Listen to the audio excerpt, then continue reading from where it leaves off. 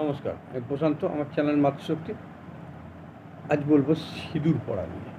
মা বোনেরা সবাই সিঁদুর পরেন। সিঁদুর পরার কিছু নিয়ম আজকে বলে দিচ্ছি। এই নিয়ম অনুযায়ী যদি আপনি মেনে চলেন, আপনার সংসার, আপনার স্বামী সুস্থ থাকবে এবং আপনার সংসার সুখ শান্তি সমৃদ্ধি ভরে থাকবে। কি কি করবেন? প্রথম, সিঁদুর পরার আগে আপনারা স্নান সেরে নিন।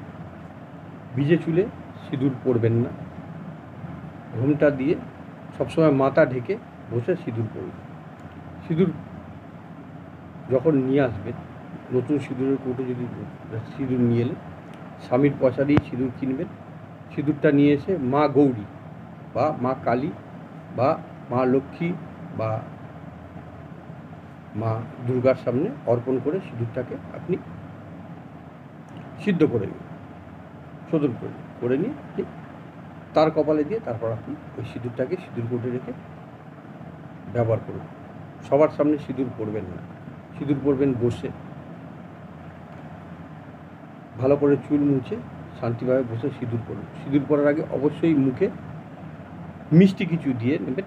স্নান সেরে মুখে আগে কিছু মিষ্টি দিয়ে নেবেন।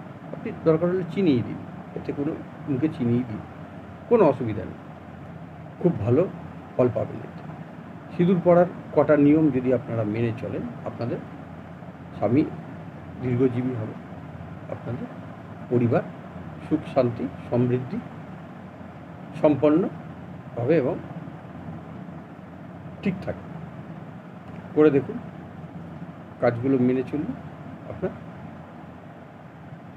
সুস্থ থাকবেন, ভালো থাকবেন। আমার চ্যানেলটা নতুন, ভিডিওগুলো ভালো লাগলে লাইক করুন, কমেন্ট করুন, শেয়ার করুন। আমার চ্যানেলটা সাবস্ক্রাইব করুন, ভিডিওটা শেয়ার করে দিন, আরও 5 জনকে জানার সুযোগ করুন। নমস্কার।